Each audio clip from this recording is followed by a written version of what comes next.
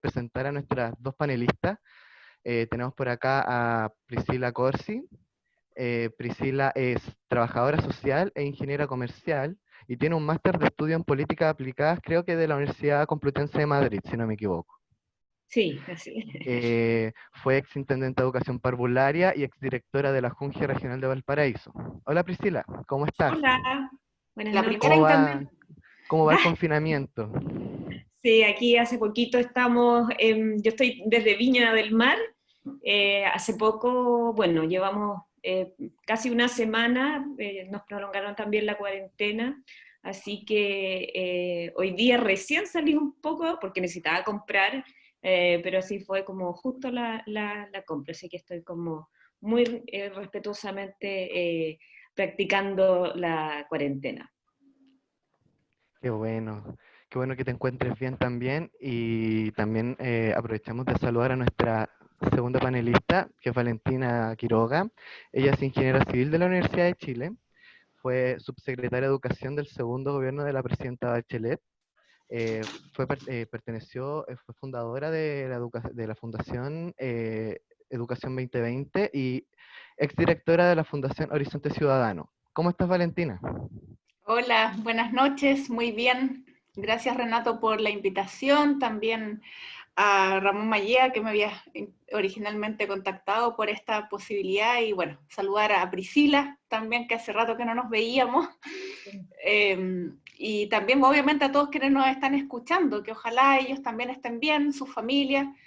Son sin lugar a dudas momentos súper duros. Esta es una conversación que además está dentro de las semanas duras y complejas, donde estamos viviendo yo creo que la parte más dura de esto, y así es que eso, de ser que todos estén bien y a cuidarse mucho también.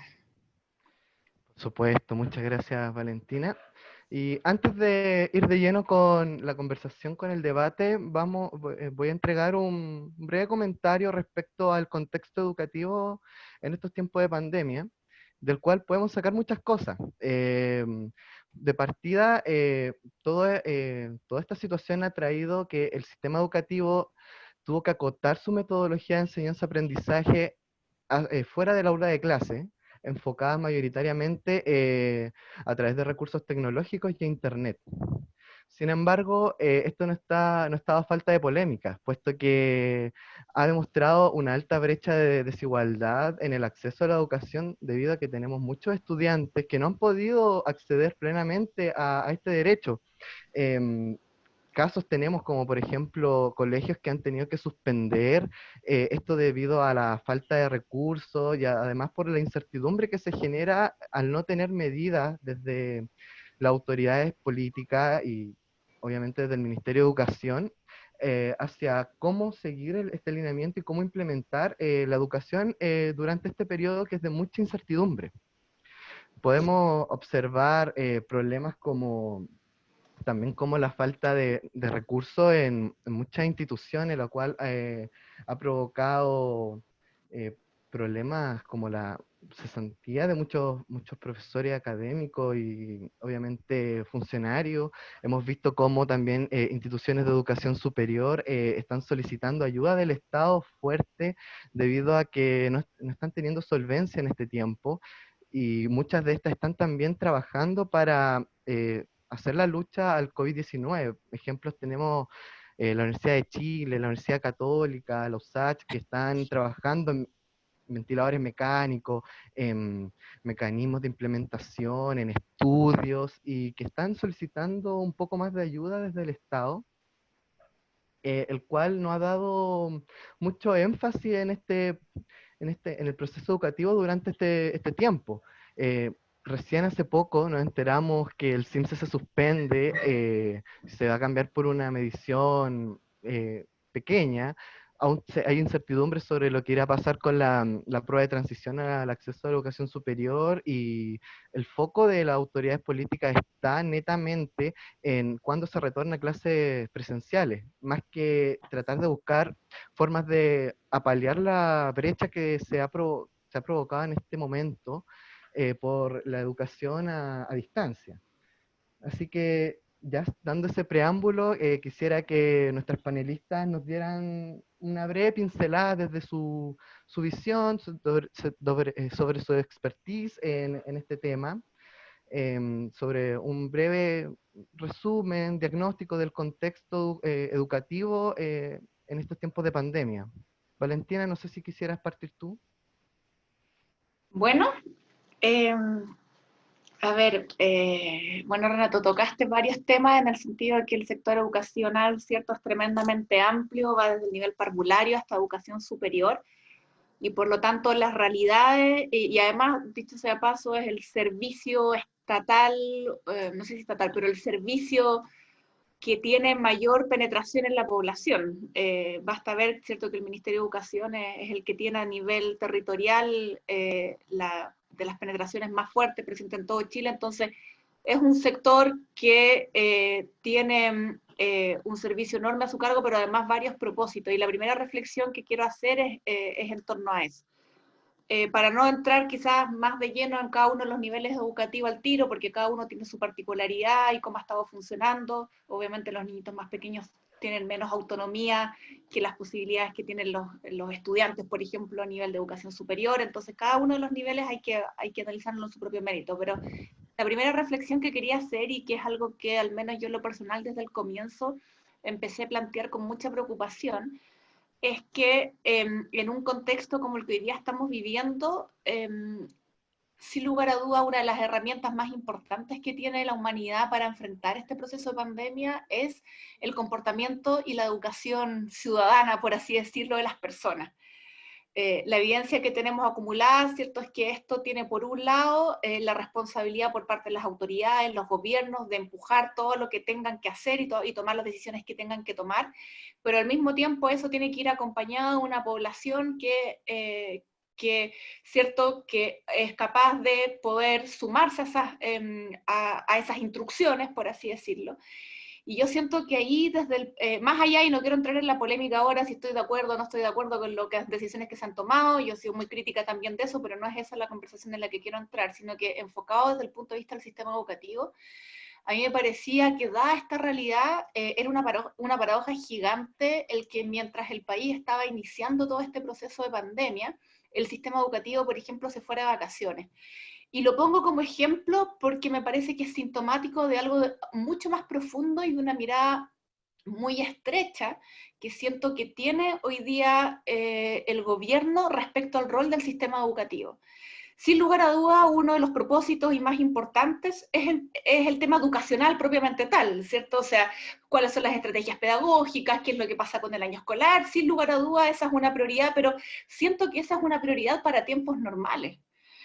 Y ha quedado de lado, creo que dos prioridades que empezaron, o sea, que uno intuía desde el comienzo, a las cuales el sistema educativo debiese haber apoyado, y yo sigo echando de menos esas dos prioridades. Uno es el apoyo a la estrategia sanitaria para poder enfrentar, ¿cierto?, y apoyar con formación ciudadana respecto a cuál es el comportamiento esperado de la población en un contexto como este.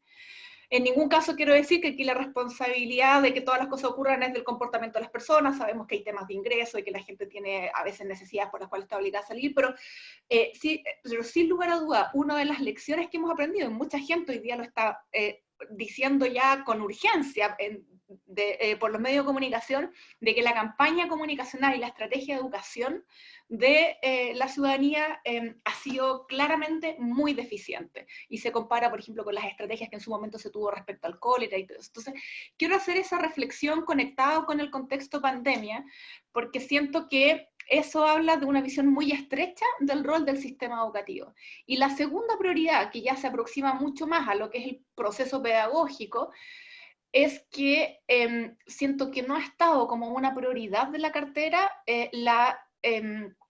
el bienestar socioafectivo de las y los estudiantes.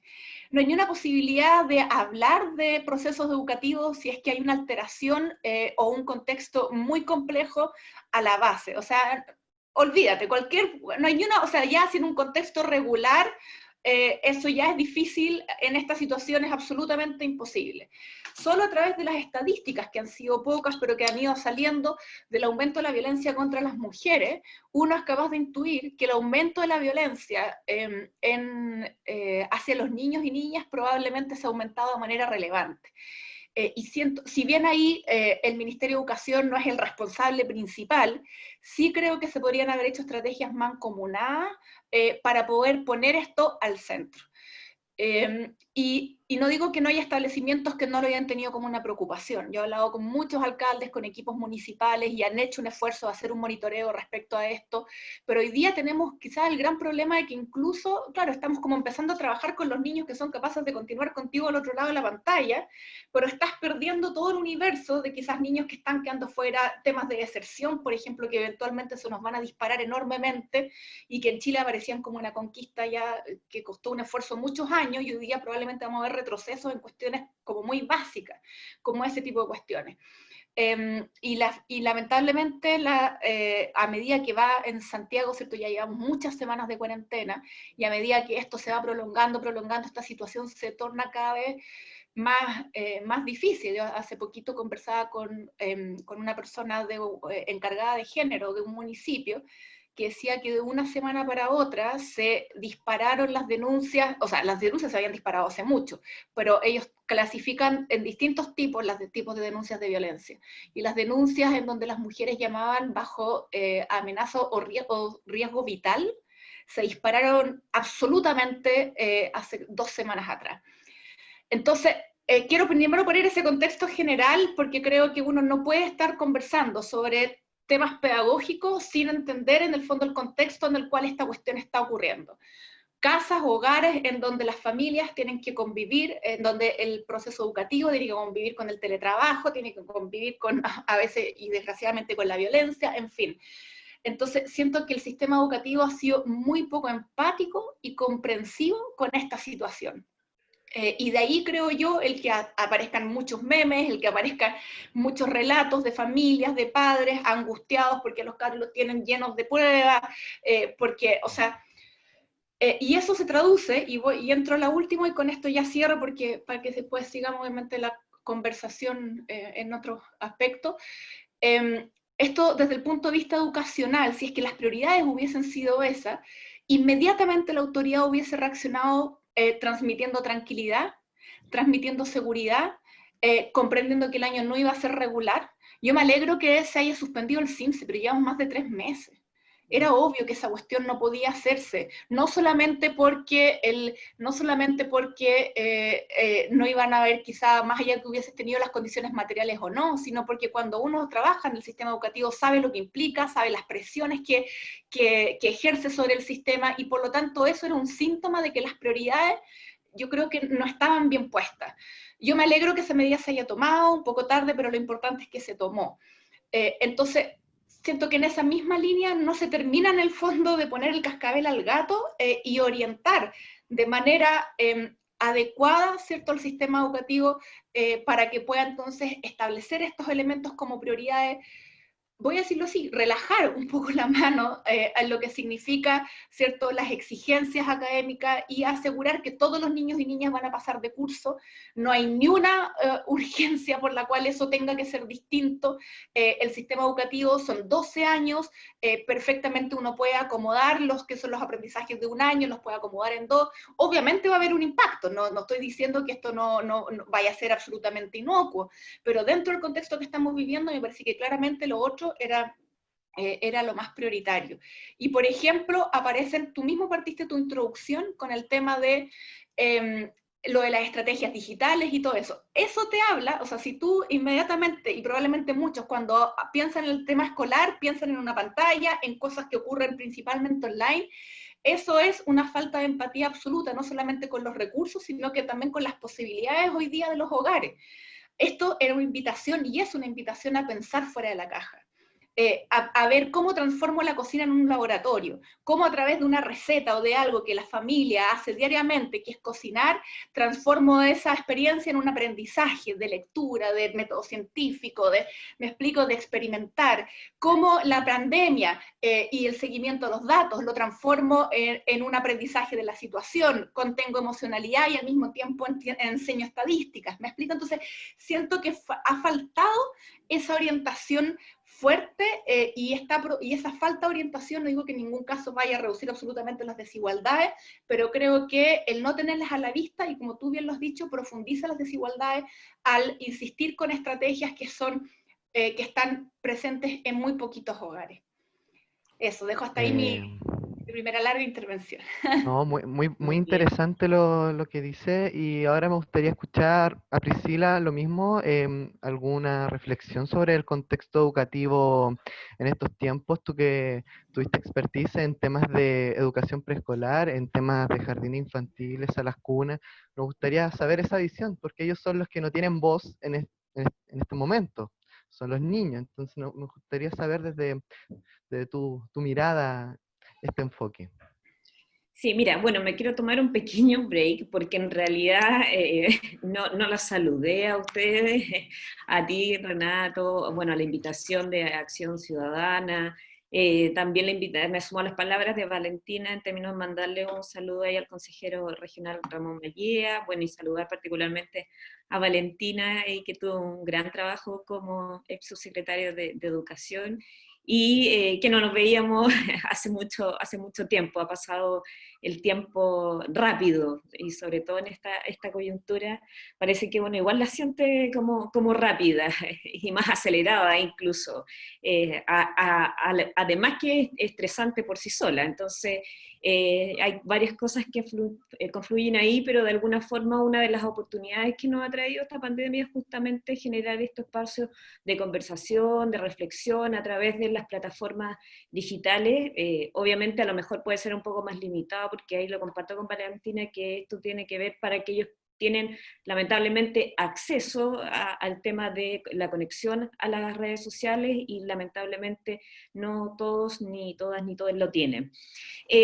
Yo lo que de alguna forma desde la educación inicial se plantea es que justamente, yo creo que en términos generales, básicamente hay una reconstrucción de la educación que ya viene desde larga data. Ya hay algunos autores que plantean incluso que viene hace unos 50 años atrás, y que hoy día, producto de esta contingencia, de esta emergencia sanitaria, indudablemente se ha acelerado. Pero esto no, para el sistema educativo no es nuevo, y nosotros lo vimos en el periodo de la administración de la presidenta Bachelet, que nos tocó avanzar en hartos procesos que de alguna forma también condujeron a esa reconstrucción de la educación. Entonces, pero hoy día tiene que ver más con, obviamente, con esa calidad educativa que va vinculada a los procesos, que ahí viene como la base sustancial del proceso de aprendizaje de niños y niñas, y que de alguna manera yo creo que hoy día, un poco asociándolo con lo que ha planteado Valentina, es que tenemos un sistema educativo que quizás, por ejemplo, el currículum o los sistemas de evaluación pareciera ser que no estuvieran a disposición de los niños, niñas, adolescentes, jóvenes, sino más bien al revés, que los niños y niñas tienen que estar al servicio de este currículum y de estos procesos de evaluación, porque finalmente el currículum es el que nos apura, la evaluación, poderla realizar, el que los niños contemplen cierta cantidad de guías, etcétera, y finalmente yo creo que esa presión viene a desfavorecer un poco todo este proceso como de aprendizaje. Entonces, la riqueza que yo veo de esto, indudablemente aquí hay temas asociados que son como lamentables, la emergencia, la pandemia sanitaria, que no es tan solo sanitaria, sino también es social, económica, finalmente nos viene a forzar esta reconstrucción de la educación, pensando que primeramente nos tiene que llevar como a reflexionar. Ya la reflexión es un proceso de aprendizaje por sí mismo. Reflexionar sobre mi posición respecto a los otros, a la sociedad, reflexionar respecto de lo otro, en la sociedad en su conjunto, etc. Entonces, esto permite otorgar como nuevas miradas y un poco salirse del paradigma de esto que estamos tan como acostumbrados un poco a desarrollar. Y fíjense ustedes que en este proceso de la reflexión, de poder también observar a cómo se van comportando los niños y niñas, es bien importante tener en cuenta que los niños van elaborando su propia epistemología, es decir, van construyendo una realidad social a través de esta experiencia, ¿ya?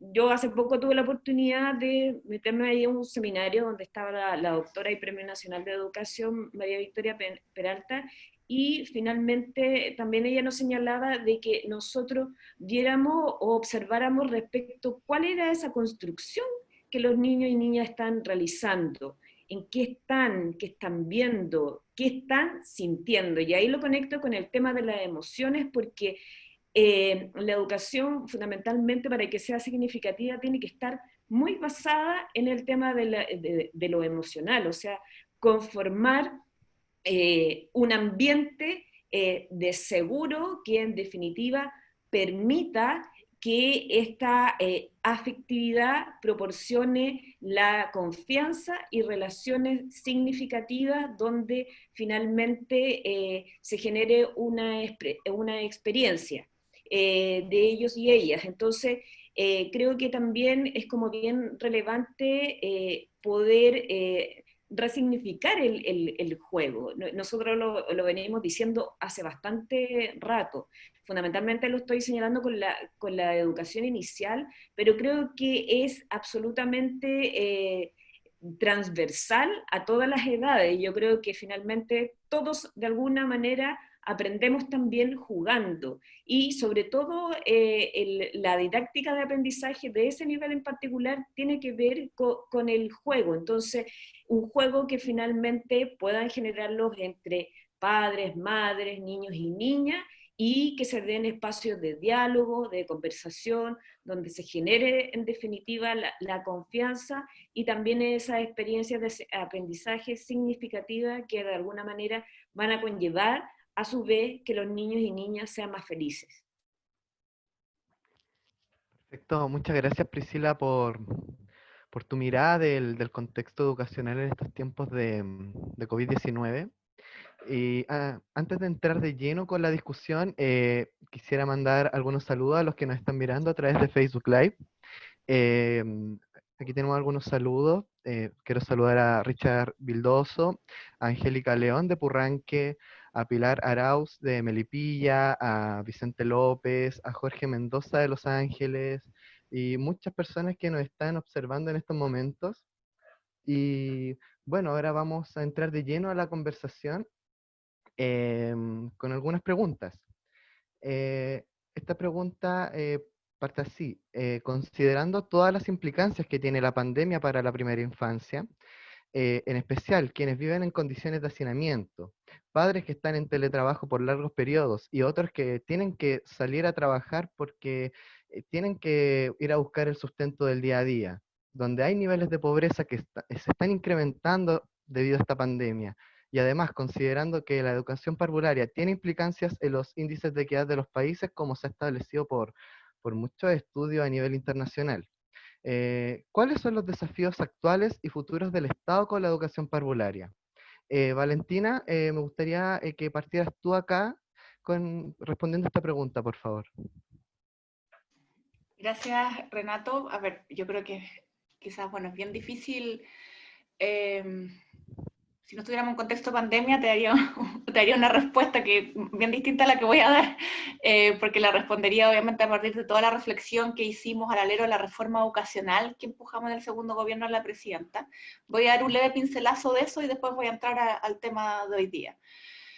La visión que nosotros teníamos al momento de desarrollar la reforma educacional era que el nivel de educación inicial había que institucionalizarlo, consolidarlo, darle un paraguas y empujarlo con mucha, mucha fuerza.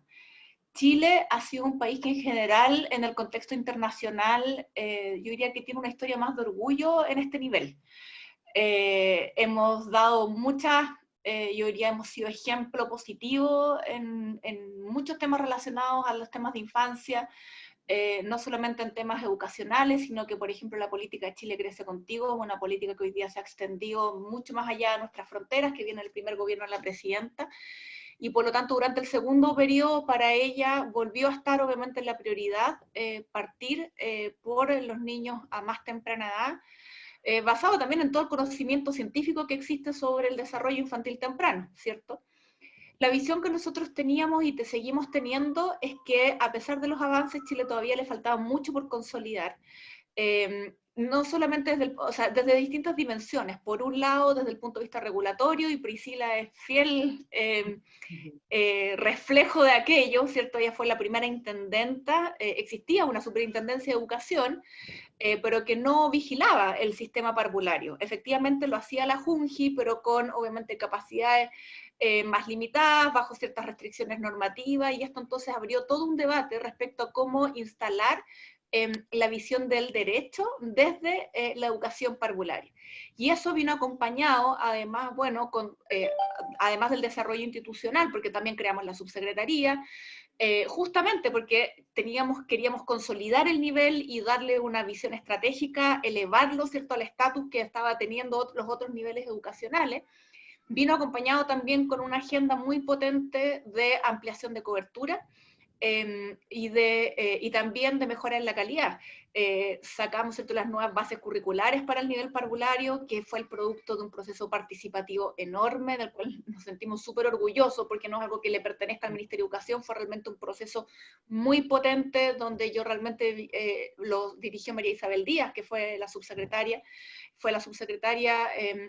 primera subsecretaria, ¿cierto?, en ese momento, pero también a mí me tocó apoyarla en ese proceso, y la verdad es que fue maravilloso. Entonces, la verdad es que la expectativa que teníamos era que se continuara en esa senda, fortaleciendo la visión del derecho. Todavía faltaban muchas salas cunas por construir, muchos jardines. Hoy día estamos debatiendo, paradójicamente, el proyecto de ley, ¿cierto?, que para hacer el kinder obligatorio.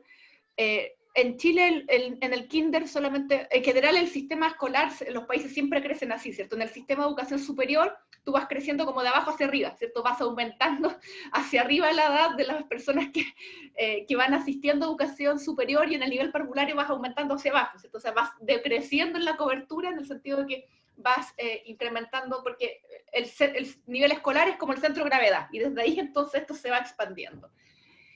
Y en el nivel, por ejemplo, de kinder, el país ya tiene un 97% de cobertura. Efectivamente no estaba legislada la obligatoriedad, porque en nuestra visión el Estado tenía que garantizar las condiciones. O sea, o si no, la obligatoriedad se traduce o se entiende como está hoy día en el nivel escolar. Es que tú obligas a los padres a que envíen a los niños. Pero si eso no viene acompañado de una visión de garantías de derecho, entonces tú lo único que haces es trasladarle el problema en el fondo a las familias.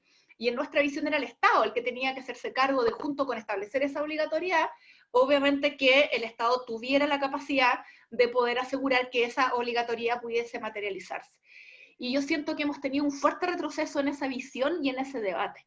Creo que ese proyecto de ley que está hoy día en el Congreso, sumado a esta idea de extender el sistema de subvención escolar al nivel parvulario, creo que son una combinación realmente nefasta y que significa un retroceso al propio aprendizaje que el país ha tenido. No estoy hablando del sector político al que yo represento o al que yo pertenezco, sino que a un aprendizaje del país en torno a cómo teníamos que ir abordando la educación parvularia. Entonces, si tú me hubieses hecho esa pregunta el 2018, yo te habría dicho, bueno, hay que continuar hay que mejorar lo que hicimos, sin lugar a duda hay cosas que corregir, hay cobertura que seguir ampliando, hay que seguir mejorando los mecanismos y las metodologías para saber dónde necesitas cobertura, en fin, o sea, muchas cosas por hacer, seguir monitoreando los temas de calidad, consolidar el sistema de aseguramiento de calidad, pero lamentablemente, dado el retroceso desde el punto de vista del debate que hemos tenido en esa materia, yo diría que entonces ahora lo que hay que hacer es volver a dar la pelea y recuperar la visión del derecho a la educación, y más que la educación es el derecho, es ratificar casi la Convención de los Derechos del Niño. Esa es la discusión que se ha visto retrocedida, porque esto no es solamente a partir del debate en educación. Cuando vemos, cierto, toda la ley de garantías, que también está absolutamente trancada por lo mismo, tiene que ver con que hemos tenido un retroceso enorme en el país respecto a esa visión de el Estado que resguarda derechos. Y yo creo entonces que ahora vamos a tener que, al menos del sector político, donde tenemos esa convicción, vamos a tener que dar fuertemente, nuevamente esa pelea para lograr convencer, algo de lo cual la verdad es que Chile ya se comprometió, ¿cierto?, en el año los 90, pero que a pesar de que está ratificado, evidentemente todavía no se ha materializado. Y respecto al contexto, yo diría que hoy día vuelve a ocurrir, y yo me alegro mucho que hayas partido por este nivel, preguntando por este nivel, y lo voy a unir inmediatamente con un debate de contingencia. Tuvimos ahora recién el debate del postnatal. Y a mí me da una rabia y una frustración gigante, más allá de la cuestión de si era constitucional o no, me refiero a la discusión sobre el contenido mismo del proyecto. Todo el debate estaba centrado desde el punto de vista económico de la mujer. ¿Me explico? Esa es la entrada del debate. Entonces, y como la entrada o la lupa con la cual se estaba mirando ese debate era desde el punto de vista de la mujer, ¿cierto? Todo el tema del postnatal y cómo la mujer la afecta, si es que los ingresos, cómo los sostienen, entonces tengo una media alternativa, que es la protección, acogerse a la ley de protección de empleo. A mí me parece que es absolutamente errado el enfoque, y es el mismo problema que acabo de mencionar. Las leyes, por ejemplo, del postnatal, y está fuertemente vinculado con lo que está pasando hoy día con la infancia, son de una visión, vienen desde la protección de la infancia. Esa es la mirada. Por eso uno cuando habla de postnatal y los países buscan establecer postnatal, después los buscan alargar, después buscan ver cómo incorporan o hacen más partícipe a los padres, no solamente a las madres, ¿cierto? O sea, todo eso viene desde el punto de vista de la protección de los niños y sus necesidades, y no desde el punto de vista de cómo le arreglo económicamente, en el fondo, la vida de la madre. O sea, viene desde el conocimiento de lo que los niños y niñas necesitan. Cuando, por ejemplo, hoy día, en la estadística del último informe del MinSal sobre contagiados, ahí tú puedes ver que hay más de 3.000 niños con menos de 4 años que tienen contagiados. Versus, por ejemplo, el rango etario entre 25 y 39 años, que concentra el 37% ¿cierto?, de los contagios, o 36% por ahí, que son como 65.000 personas. Entonces, hemos tenido autoridades que han dicho a partir de esas cifras, los niños están protegidos. Y a mí me parece, pero cuando uno dice, oye, pero ¿y qué edad tienen los papás de los niños menos de 4 años? Y te das cuenta que justamente los padres de esos niños están justamente en el rango etario de mayor contagio. Entonces, obviamente, toda esa visión de que los niños, por ser poquititos contagiados, están desprotegidos, se te viene abajo. Se te viene abajo, porque cuando no tienes esa visión, y eso es el llamado, y quiero aprovechar este espacio porque quiero tratar de que todos seamos activistas por esta causa. No tenemos reportes de qué es lo que está pasando con la infancia. Lo único que sabemos son los contagios por nivel etario, pero no sabemos qué es lo que pasa con los padres, qué es lo que pasa con los cuidadores de esos niños. Un niño de menos de 4 edades, o a partir del postnatal, ¿qué es lo que hace un niño de 7 meses si la mamá se contagia o tiene riesgo vital? Entonces, no es lo mismo una mujer y ningún adulto, obviamente contagiado, vis a vis el costo individual y social de una madre, de un lactante, me explico, que cae en una situación de contagio. Entonces siento que esa es la visión que en general falta. Me escapé un poco al tema educacional, pero realmente yo lo quiero transmitir porque mi frustración de ese debate es realmente gigante, o sea, es de una miopía enorme el no darse cuenta que la vida de los niños, sobre todo los pequeños, está absolutamente correlacionada con la calidad de vida, sobre todo de la madre. Entonces, no es un gasto público, es una tremenda inversión que hay que hacer, más aún cuando sabes que como tú bien lo dijiste, durante los 3 primeros años de vida de los niños y niñas se construyen las bases para el desarrollo de esa persona y por lo tanto para el desarrollo de la sociedad. Entonces, eso es lo que yo siento que falta todavía y que en el país no hemos logrado tener esa mirada y no solamente con el tema de los niños, yo creo que eso es súper transversal. Por ejemplo, y perdón, pero solamente lo voy a dejar como pregunta. Sabemos todos, porque me he vuelto cada vez más feminista, ¿verdad? Sabemos todos que las mujeres somos las más afectadas en el contexto de pandemia. Se discute una agenda económica que afortunadamente al parecer hoy día, bueno, está dando mejor respuesta, ¿cierto? O está más cerca de dar la respuesta que hoy día se necesita, pero todos esos miles de millones de dólares, yo me pregunto, bueno, ¿y cuántos de esos recursos van realmente directamente a las mujeres? Entonces, nos quedamos en los temas de infancia, en los temas de género, siento que solo nos quedamos los diagnósticos, pero al momento de construir soluciones, no vemos a la persona en el fondo y al sujeto de derecho. Y esa es un poco la invitación que quiero hacer, porque creo que es un problema cultural, tenemos que empujarlo desde todos los espacios, y por ejemplo, al menos exigir, yo no he visto ni un informe respecto a cuál es la situación de la infancia en este contexto, porque como aparecen con pocos contagios y al parecer con la mayoría asintomáticos o con síntomas poco complejos, entonces pareciera ser que está todo bien. Pero bueno, ¿y qué pasa con los padres? ¿Cuál es el cuidado? Como si los niños a esa edad, en el fondo tú les resuelves el ingreso por el IFE, ¿cierto? El ingreso de emergencia y los niños se pueden vestir y comer solos.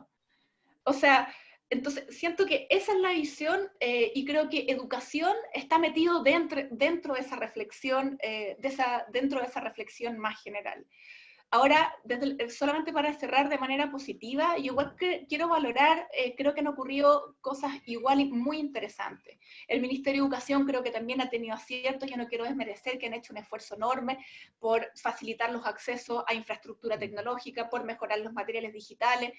Mi punto más bien ahí ha sido la falta de visión estratégica, de mirar como el amplio espectro de la situación que estamos viviendo. Siento que es ahí donde se han perdido más. También han desarrollado y acogieron esta idea de tener un currículum más reducido. Yo habría sido más enfática y habría sugerido en el fondo que hubiera un proceso de liderazgo más fuerte en esa dirección. Pero creo que han habido esfuerzos valiosos también, no solamente de los gobiernos, también me encantan cuando llegan estos ejemplos que tú también mencionaste al comienzo de los establecimientos, profesores, profesoras que hacen con una creatividad infinita, ¿cierto? Logran empatizar, dar vuelta en el fondo la mirada, acomodarse a las circunstancias. También creo que está lleno de esos casos que lamentablemente se visibilizan poco y creo que particularmente esto está más presente en la educación parvularia. Porque siempre la educación parvularia, incluso en un contexto regular, siempre se ha visto desafiada a cómo trabajar con niños que históricamente las sociedades pensaban que de alguna manera casi no eran inteligentes. O sea, cuando uno retrocede varias décadas, era como que los niños no tenían inteligencia en el fondo porque no sabían hablar, porque no sabían comunicar. Y hoy día, sin embargo, sabemos que es todo lo contrario. Y la educación parvularia creo que siempre ha sido, los educadores, las y los educadores siempre han sido particularmente pioneros en, como decía Priscila, en usar el juego, en empatizar, en motivar, y desde eso producir el aprendizaje. Entonces, yo creo que estamos entrando en una época, como decía Priscila, de profunda reflexión, donde vamos a tener que reinventar el rol de los establecimientos, el rol de las escuelas. Probablemente vamos a tener una oleada importante y por mucho tiempo de familias que van a tomar la decisión de no enviar a sus niños al colegio. ¿Qué va a pasar con eso? ¿Qué seres humanos, en el fondo, qué personas vamos yo entiendo el miedo natural de las familias frente a la situación que estamos viviendo, pero creo que vamos a ver un cambio, o sea, esto está impactando todas las dimensiones de la vida, y educación, obviamente, va a tener que adaptarse a este nuevo contexto, apoyar la mejora de la calidad de vida de las personas bajo estas nuevas condiciones e ingeniárselas para ver, bueno, cómo se trabaja, ¿cierto? Y yo creo que, bueno, yo creo que esto va a acelerar un proceso maravilloso de preguntas de para qué educamos, cuál es la persona que queremos formar, cuáles son los contextos que tenemos para que la educación ocurra. Y yo creo que la educación parvularia siempre ha sido una fuente de inspiración, es como un permanente lluvia de ideas, siento yo. Siento que está todo el rato... yo creo que la gracia que tiene es que si bien tiene objetivos de aprendizaje y de desarrollo que busca lograr, en las estrategias es tremendamente creativa.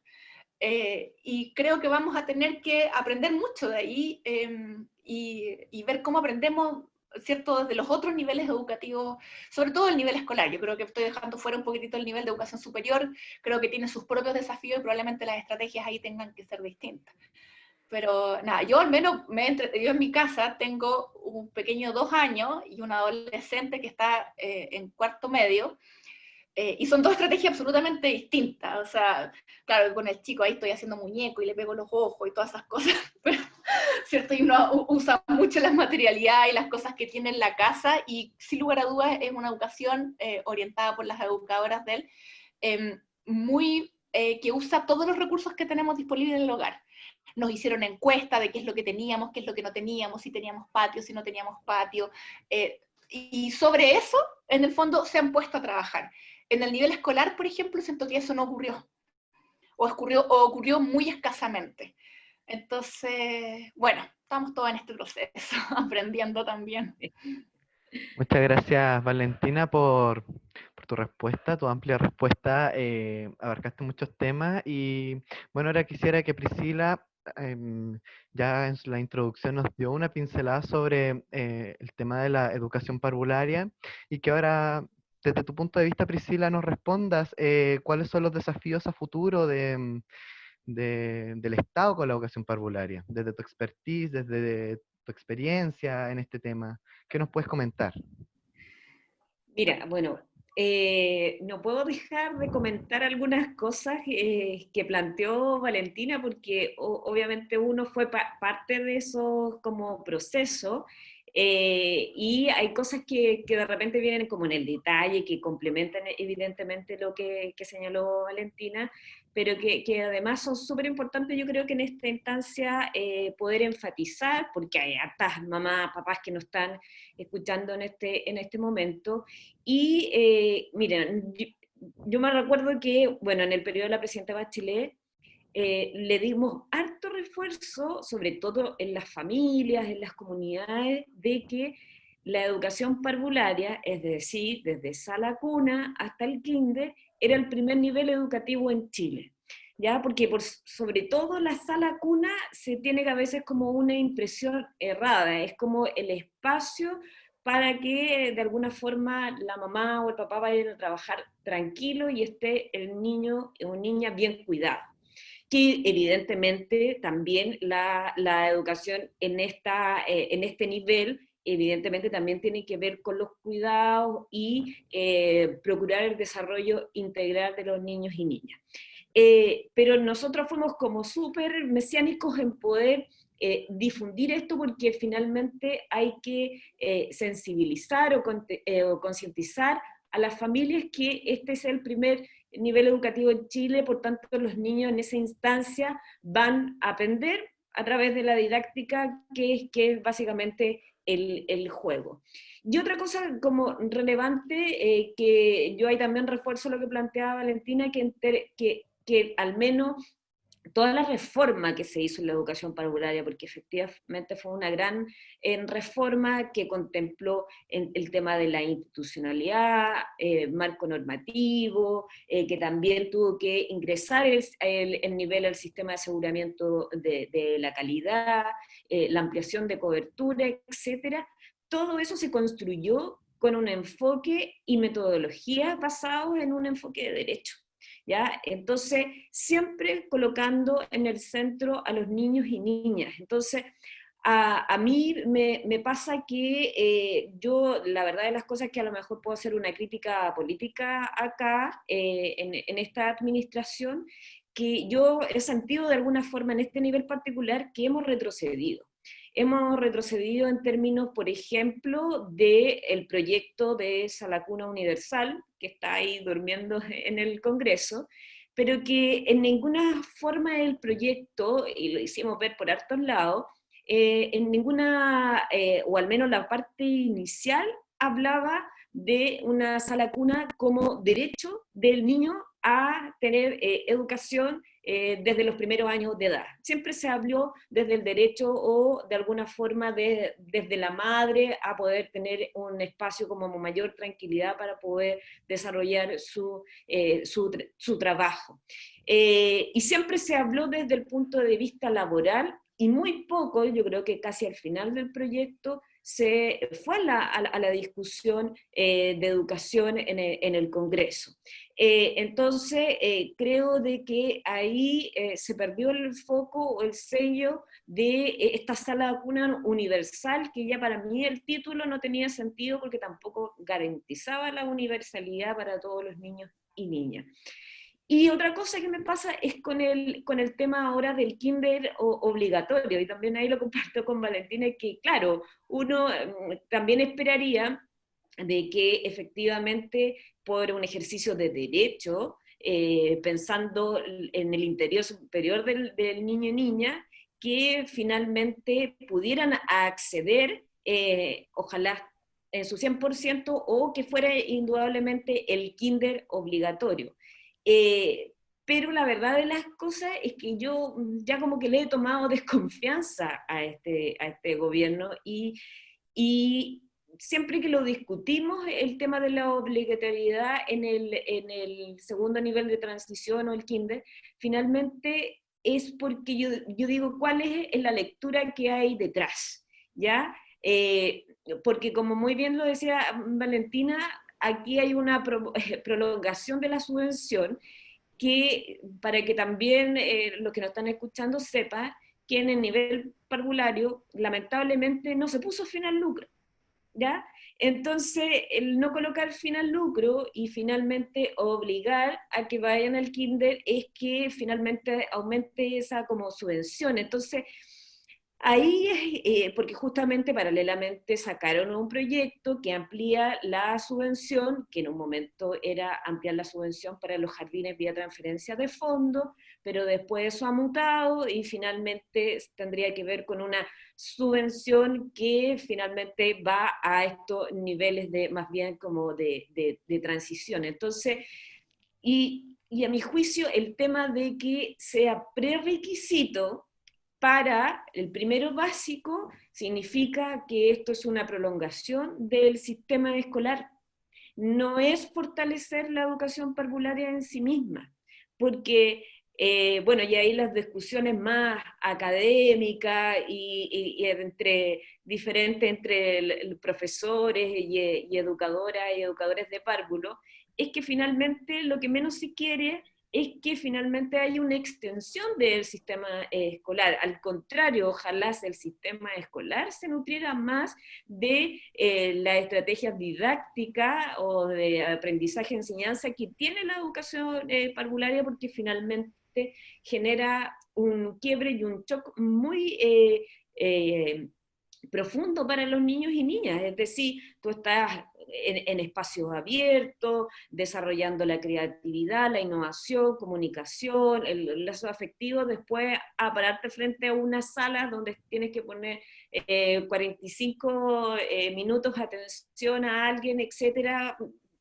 Entonces les cambia en definitiva el esquema y ahora les va a estar pidiendo quizás, porque algo leí del proyecto, es que justamente se amplíe ese sistema escolar. Entonces, evidentemente, no está resguardando ni amparando los derechos de los niños y niñas, y ahí efectivamente lo comparto.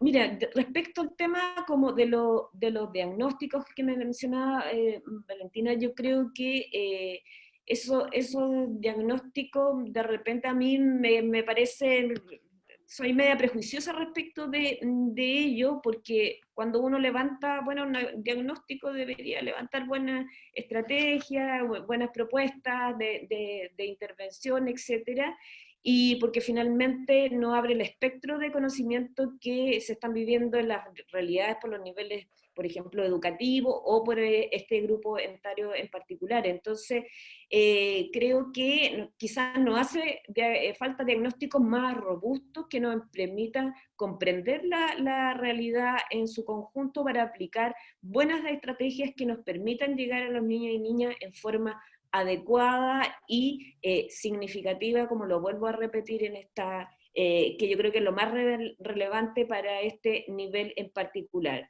Y los desafíos, mira, yo creo que estamos en un repensar en términos de la educación parvularia. Todos estábamos avanzando en el tema de calidad, que algunos tenían que ver con los como procesos, como la calidad desde el punto de vista estructural, porque evidentemente faltaba como igualar los espacios que tenía tanto el sistema escolar como superior respecto de la educación inicial. Entonces, hoy día nos vemos con una situación como compleja en términos de que efectivamente no pueden asistir en forma presencial los niños y niñas, y yo creo que ahí las madres, padres o las familias finalmente tienen que un poco también asumir ese rol, y a veces se endosa harto la responsabilidad educativa, incluso afectiva, a el sistema educativo, ¿ya?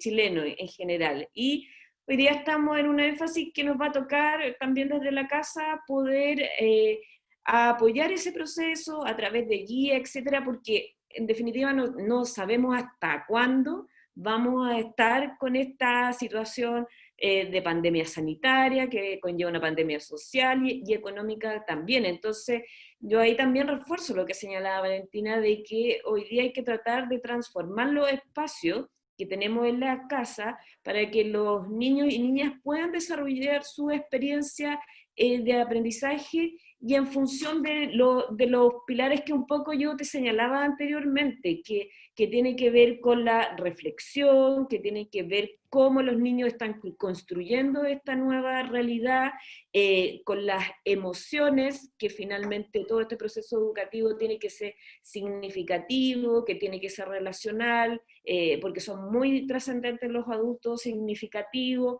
basado también en el juego, y con ello ir desarrollando habilidades para la vida, porque en definitiva la educación parvularia también se transforma en eso, en definitiva cómo hoy día procuramos que tanto en el presente como en un trayecto de vida el niño y niña vaya teniendo aprendizajes significativos.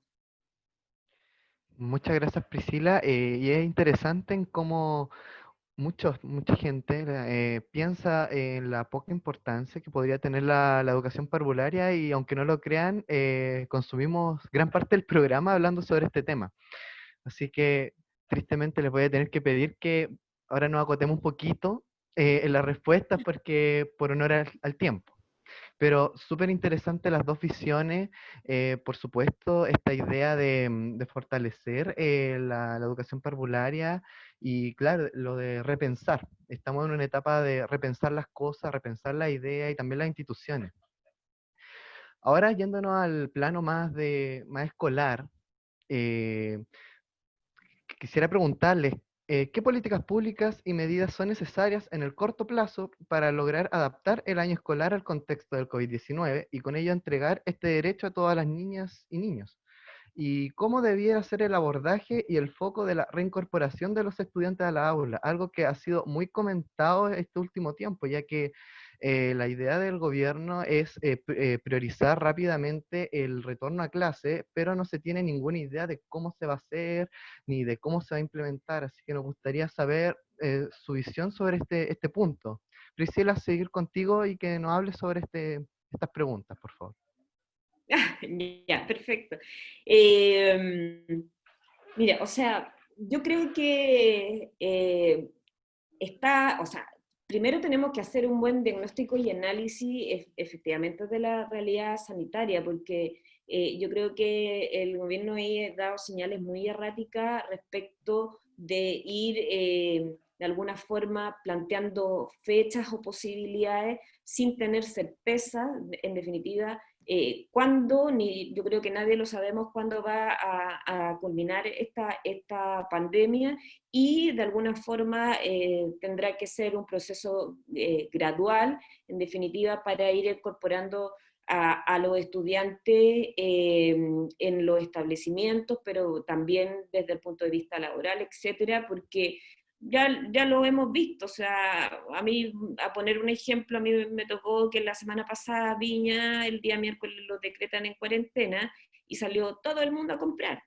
Entonces fue miércoles, jueves y viernes todo colapsado. Entonces me imagino que una situación similar puede ser cuando vuelva todo como a la pseudo normalidad, porque yo creo que después de esto no sé si vamos a volver al mismo contexto de alguna forma anterior. Entonces yo, o sea, creo primeramente que es errático que finalmente se estén dando señales de algunas fechas probables respecto de insertarse nuevamente en los establecimientos educacionales. Hay situaciones que evidentemente son más complejas, porque están asociados servicios médicos, están asociados alimentación, etcétera, que indudablemente hoy día más, también desde de educativo o más allá de lo educativo, también hoy día está perjudicando a los niños y niñas.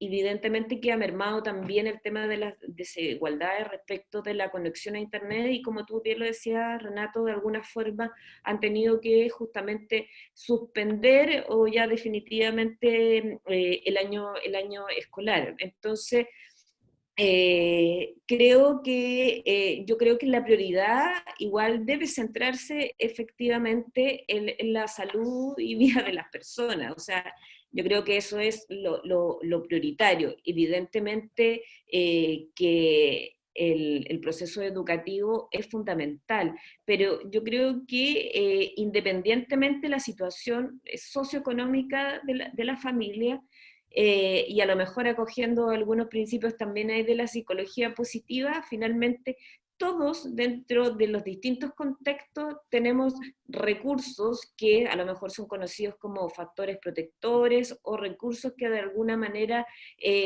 para mí pueden ser como referentes, y poder utilizarlos como para que fomente mi proceso educativo propiamente tal, ¿ya? A veces, mira, a mí me toca también, estoy paralelamente haciendo clases en una universidad, y yo he visto el tema de las desigualdades. Hay estudiantes que lamentablemente tienen mala conexión. En todo este periodo no he podido ver sus caras, cosa que para mí es algo sumamente importante, pero entiendo que no tienen que apagar sus computadoras o sus cámaras, porque eso les consume más internet, y tienen que conectarse a una serie de clases más. Entonces, yo creo que, pero de alguna forma he sentido que los jóvenes también, y a lo mejor pasa a los niños y niñas y adolescentes, a veces toman como las cosas muy, muy literal. Por eso yo también pienso de que hacer como las reflexiones prácticas, mirar el entorno, ver temas positivos y salir de ese concepto que a mí desde lo social tampoco no me gusta mucho trabajar, que tiene que ver con la vulnerabilidad, ¿ya? Porque finalmente en el trayecto de vida se va situando desde ese concepto y no se sale desde ahí, cuando hay riquezas alrededor que obviamente pueden que fortalezcan, y que esa experiencia incluso sea más rica, que alguien esté en una posición económica mejor. Entonces, hay herramientas ahí para que los niños, niñas y adolescentes puedan toma recursos para apoyar sus procesos educativos y también las familias se puedan hacer responsables. Y otro es el tema que tiene que seguir el ministerio respecto de poder finalmente hacer un buen diagnóstico respecto de, mira, para serte honesta, yo no me imagino como la idea aún de cómo volver progresivamente a clase, ya en forma presencial. Creo que tiene que ver con una logística como, digamos, importante, pero que no puede ir alejada o tiene que ir de la mano con la situación de la pandemia que estamos viviendo y también con todo esto, esta pandemia social y económica que se está generando. Entonces, creo que a veces los indicadores o las metas que tenemos son más importantes de lo que le está pasando a esa niña o a la familia en su contexto. Y eso es relevante poder analizar. Súper, súper importante. Muchas gracias, Priscila. Y ahora, Valentina, tu impresión sobre esto, sobre lo que el gobierno ha llamado el retorno, el próximo retorno al aula, del cual no ha habido planificación. ¿Cuál es tu opinión al respecto y qué políticas públicas y qué medidas crees que son necesarias ahora ya en el corto plazo para poder adaptar el año escolar y no seguir con la incertidumbre? Mira, hay varios informes que han sacado varios grupos de expertos en esta materia. Creo que hay esfuerzos valiosos, tanto no solamente de expertos nacionales, sino que también organismos internacionales, así que no quiero repetir todo en el fondo esas recomendaciones, pero les recomiendo leer varios documentos. Hay uno, por ejemplo, que sacó la Universidad de Chile en conjunto con la Católica, pero que hubo más universidades participando. Y yo diría que el Ministerio ha ido cogiendo algunas, quizás más lento de lo que uno esperaría, pero ha ido cogiendo varias de esas iniciativas, por ejemplo, esta idea de un currículum más acotado, la suspensión del CIMSE.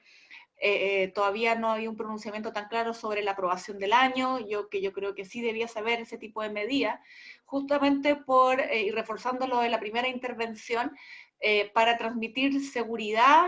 Creo que son momentos de dar tranquilidad, son momentos muy angustiantes los que estamos viviendo, como decía Priscila, la salud de las personas obviamente es lo que tiene que mandar y lo que va por delante, y aprender entonces dentro de esas prioridades también en donde entiendo la prioridad de salud, le adoso también la salud mental, ¿cierto?, de la población, y por lo tanto, sobre eso trabajar estrategia. Entonces, yo creo que las recomendaciones desde el punto de vista más técnico están hechas, y lo que sí creo, y solamente voy a resumir algunas que creo que es importante tener a la vista, creo que es fundamental distinguir las dos etapas.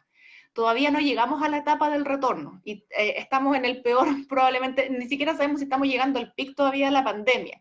Entonces, a mí siempre me ha angustiado esta idea de pensar en lo que vamos a hacer cuando empecemos a retornar, cuando todavía, y como que nunca terminamos de debatir lo que debiésemos estar haciendo ahora.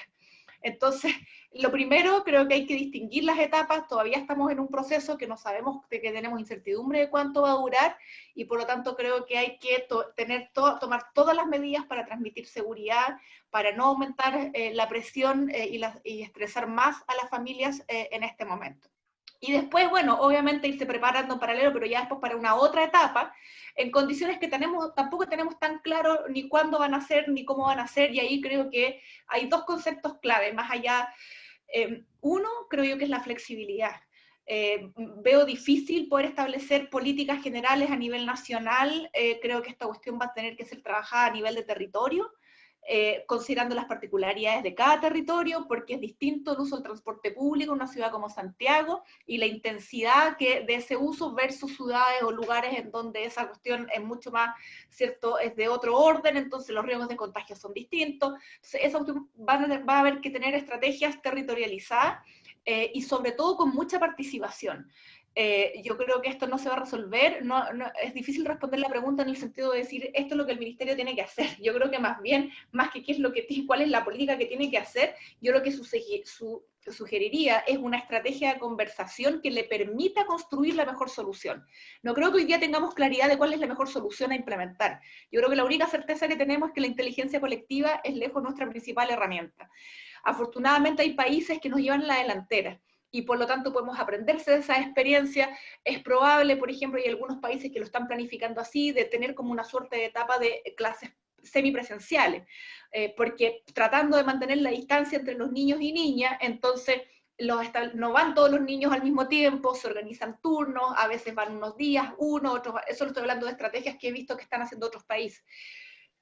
Va a depender de las condiciones que tengamos acá, de los tamaños de los establecimientos, ¿cierto? Porque a veces hay establecimientos, sobre todo en el sector público, por ejemplo, que están subutilizados y que quizás podrían permitir estrategias en el fondo de mayor presencialidad, vis-a-vis colegios que estaban absolutamente copados. Entonces, esto al final del día creo que se debiese traducir en que cada establecimiento tenga una estrategia de retorno, bajo un marco general que el Ministerio de Educación ojalá construya de la manera más colectiva posible, teniendo la opinión del sector público, del sector privado, de regiones, de lo que significa una gran ciudad, porque cada contexto es distinto.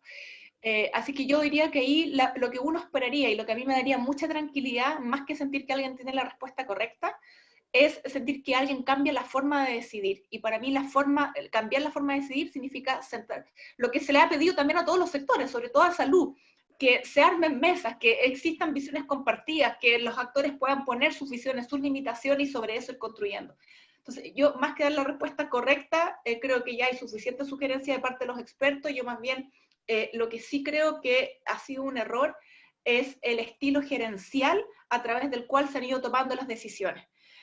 Al final del día es difícil juzgar si la decisión era correcta o no, pero uno empieza ya a intuir que, o sea, y yo creo que ahí el mejor consejo que uno puede dar es decir, nuevamente, inteligencia colectiva, hay muchas experiencias, muchos saberes que debiesen estar ayudando, y siento que el gobierno ha fallado en esa convocatoria genuina para el proceso de decisión, y yo esperaría que esta nueva fase, más bien temprano que tarde, ese estilo cambiara. Y solamente yo sé que estamos pasado el tiempo, no sé si vamos a tener el tiempo para la última pregunta, pero no puedo dejar de darle un abrazo y un ánimo muy fuerte a todos los que nos están escuchando, que están especialmente en cuarto medio o en último año de educación superior, porque yo creo que nunca esperaron tener un último año de esta naturaleza, alejado de sus compañeros, compañeras.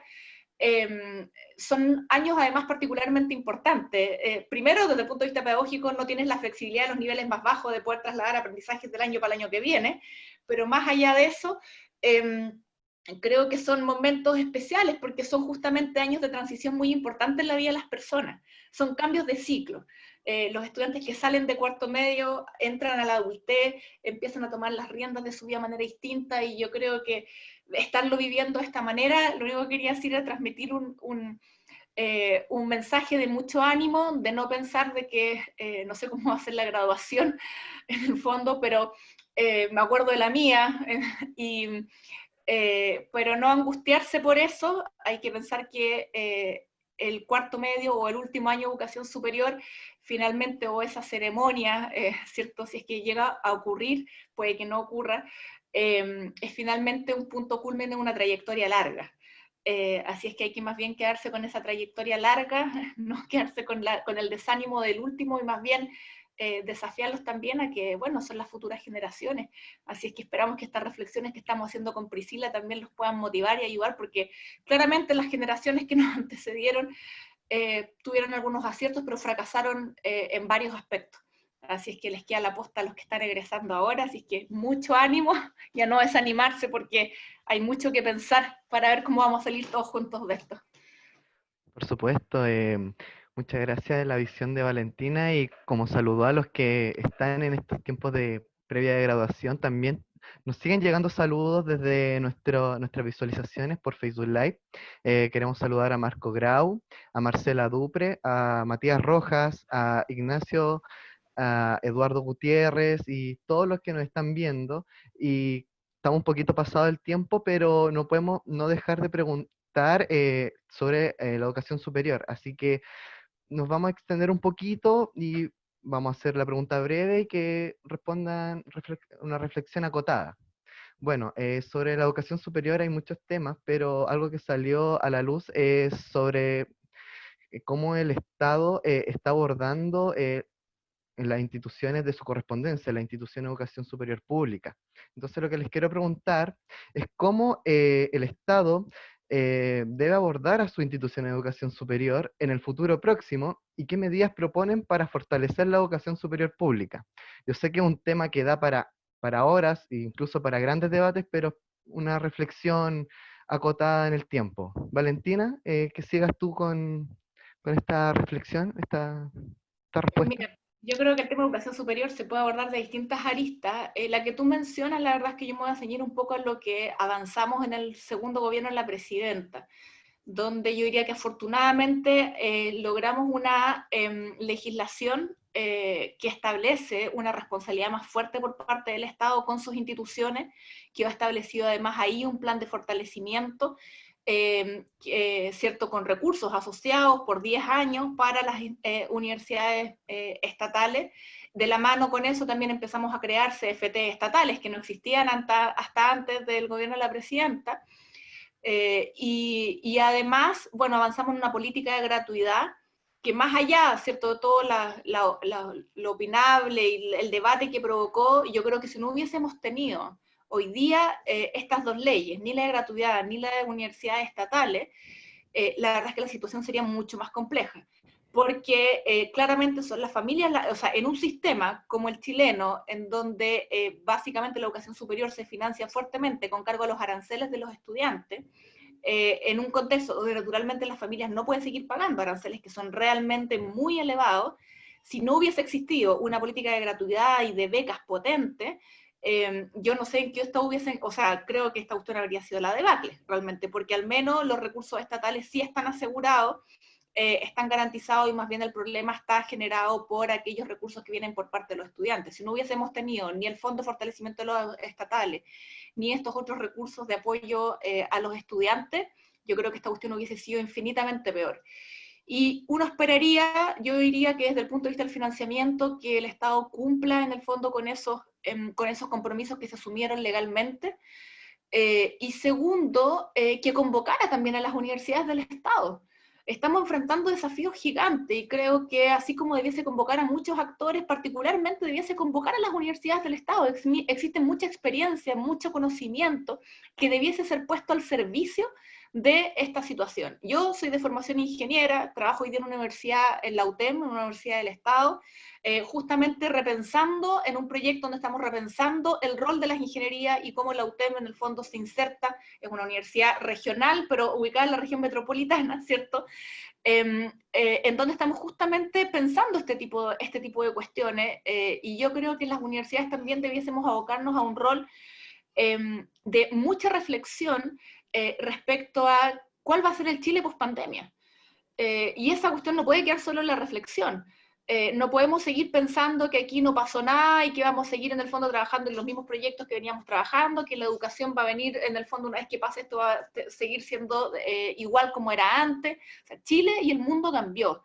Y las universidades, principalmente, también las otras instituciones de educación superior, están, sobre todo las universidades, están fuertemente llamadas y debiesen sentirse fuertemente convocadas a pensar y a ponerse a la disposición, no solamente de la reflexión, sino de crear soluciones para enfrentar esta nueva fase de desarrollo que sin lugar a dudas vamos a tener que construir. Vamos a tener retrocesos como país, va a aumentar la pobreza, se va a destruir el empleo, así que todos vamos a tener que estar detrás de esos propósitos, que no solamente no es recuperarlos haciendo lo mismo, sino que al mismo tiempo reinventarse de alguna manera. Y por lo menos yo, que trabajo fuertemente del área de la ingeniería, ese es el tipo de preguntas por lo menos que nos estamos haciendo, y yo me alegro de ver que muchas universidades y casas de estudio están con el mismo espíritu. Hay mesas que ellos mismos han convocado, se han puesto al servicio. Así es que yo me alegro que eso ocurra y ojalá que las y los estudiantes también puedan participar y generar y empujar esos debates.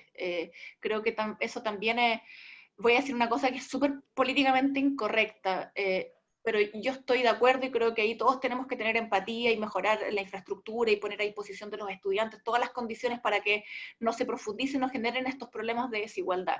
Sin lugar a dudas es un desafío mancomunado, están todas las instituciones haciendo un esfuerzo, a veces funcionan, a veces no funcionan tanto, pero yo creo que más allá de esa relación o vínculo entre universidad, estudiantes, de cómo resuelvo mejor en el fondo el servicio, creo que hay un llamado más fuerte en el cual todos debiésemos estar convocados, estudiantes, profesores, administrativos, y es que no podemos quedar solamente mirando este proceso cuando sabemos que más allá, o a veces un poquito, o sea, un par de cuadras más allá o cerca de uno, hay gente que está teniendo hambre, o sea, creo que o sea, gente que está quedando sin trabajo, o sea, creo que hay preguntas que nos debiesen convocar a todos, y creo que las universidades son espacios difícilmente, es difícil encontrar lugares como eso para hacer la invitación a convocar a una reflexión en el Chile del futuro. Así es que yo esperaría que el Estado, con esa misma visión, siguiera apoyando obviamente a las instituciones, porque de alguna manera obviamente vamos a tener que generar el conocimiento para enfrentar esta nueva fase. Muchas gracias, Valentina. Toda la razón en tus puntos. Y ahora extender la pregunta a Priscila sobre cómo el Estado debería abordar a su institución de educación superior y cómo trabajar en conjunto para el Chile del futuro, el Chile del mañana. ¿Qué nos podrías comentar sobre eso, Priscila? Mira, yo creo que siempre ha faltado, no solamente ahora en este contexto de pandemia, una relación mucho más profunda entre las instituciones de educación superior y el Estado o el gobierno propiamente tal. Creo que hay una riqueza en las universidades que, a mi juicio, a veces no está siendo bien aprovechada.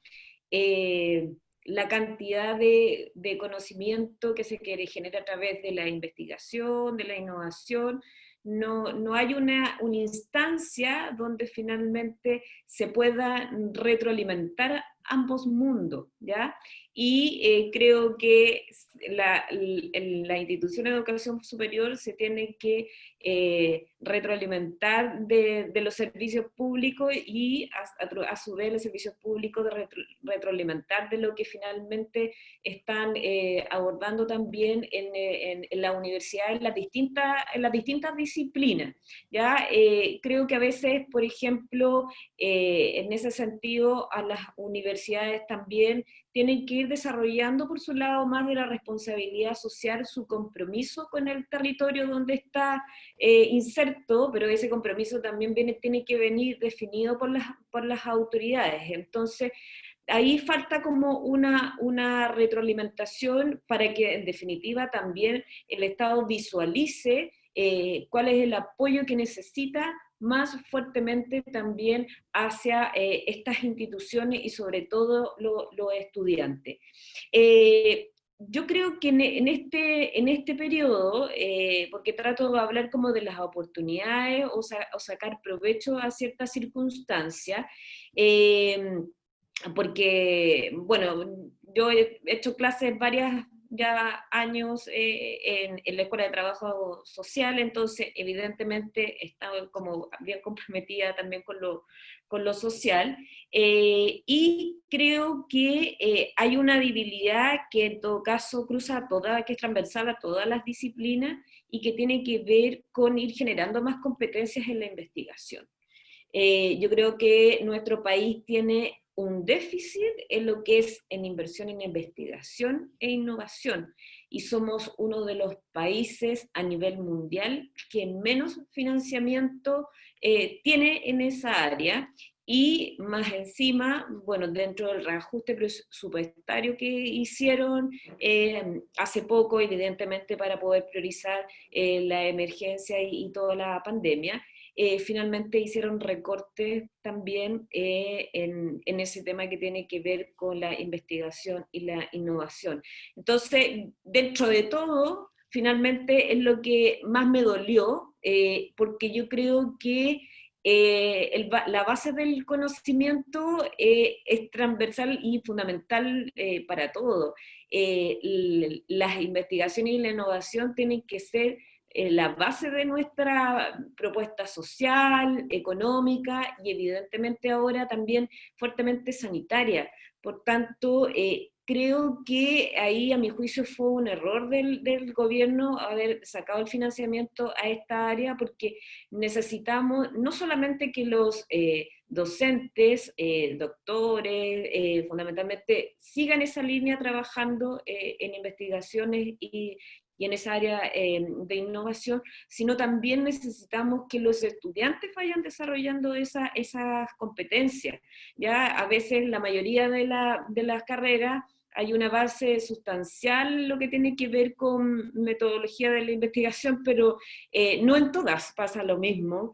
Y es o sea, cómo aprender en definitiva también a investigar. Yo creo que este es un espacio para poder enfatizar en aquello y poder hacerlo.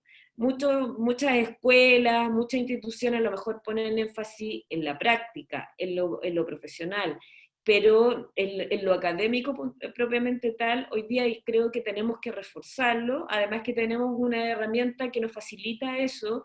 Yo sé que para todos no es bien desigual, pero que de alguna forma, al menos no sé, pues mi generación no la tenía tan fuertemente como era el uso del internet, de distintas páginas que finalmente te abren el mundo y que tienes acceso a la información en forma más disponible que estar yendo como una biblioteca, etcétera. Entonces, creo que por ahí podría ir un desafío como interesante reforzar esa área dentro de los recursos y las competencias que hoy día tienen las instituciones de educación superior para poder desarrollar. Perfecto. Muchas gracias, Priscila. Valentina, ya nos estamos despidiendo. Les quiero extender las disculpas porque pasarnos en el tiempo. Pero muchas gracias. Quiero también saludar a todo el equipo de Acción Ciudadana que hace esto posible, que está detrás de cámara. Saludar a Ramón, a Pilar, a Camila, a Carlos, a todos los chicos de Acción Ciudadana que están detrás de cámara, están apoyando y que están sacando adelante el Living y Política Digital para acercar los temas de contingencia a las personas a través de un medio accesible, sin tanta problemática. Eh, Sé que este tema da para un gran debate, da para más de una hora, pero aún así pudimos sacar adelante una muy buena conversación. ¿Algunas palabras de despedida de las panelistas? Bueno, no, muchas gracias, Renato. La verdad es que discúlpanos a nosotras, porque fuimos nosotras las que hicimos que esto durara más de una hora. Agradecer también a todo el equipo, a las personas que nos han estado escuchando, a darles ánimo, a cuidarse mucho. La verdad es que son situaciones ya que estamos viviendo muy, muy complejas. A la gente de la quinta región y personas que están quizás recién asumiendo o teniendo cuarentena, tratar de respetarlas al máximo, porque realmente esto está a color de hormiga, como se dice, y nada, creo que estamos viviendo tiempos realmente súper dolorosos. Así es que darnos ánimos entre todos, no confundir distanciamiento físico con distanciamiento social, que lo segundo nunca se pierda, ya, o sea, que no nos distanciemos, que sigamos cerca entre todos y sintiéndonos eso, parte de un gran equipo. Este desafío lo sacamos todo adelante. Eso, así que un abrazo enorme. Gracias, Valentina. Priscila.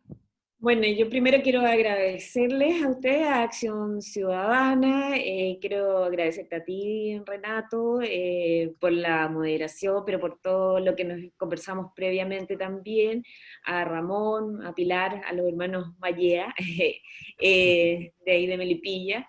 Y bueno, también enviarles un abrazo virtual y un abrazo virtual especial a Valentina, porque no nos veíamos hace mucho tiempo y estuvo muy amena, muy grata también esta conversación. Me recuerdo cuando uno iba a los espacios de radio que se hacían súper cortitos y esto como que es muy parecido. Así que bueno, y también quiero a todos los que nos están escuchando, también mandarles abrazos virtuales y mandarle harta fuerza, energía, porque también la salud mental indudablemente se ve afectada, nos vemos también más estresados, entonces necesitamos también aprovechar estos espacios para poder conversar y sacar algunas oportunidades de estas situaciones más bien complejas. Así que muy agradecida por la instancia, un gusto de haber podido compartir con ustedes y será hasta la próxima. Y así se cierra este capítulo de Living y Política Digital. Esperamos verlo el próximo jueves en un nuevo capítulo de nuestro programa auspiciado por Acción Ciudadana. Muchas gracias y buenas noches. Buenas noches.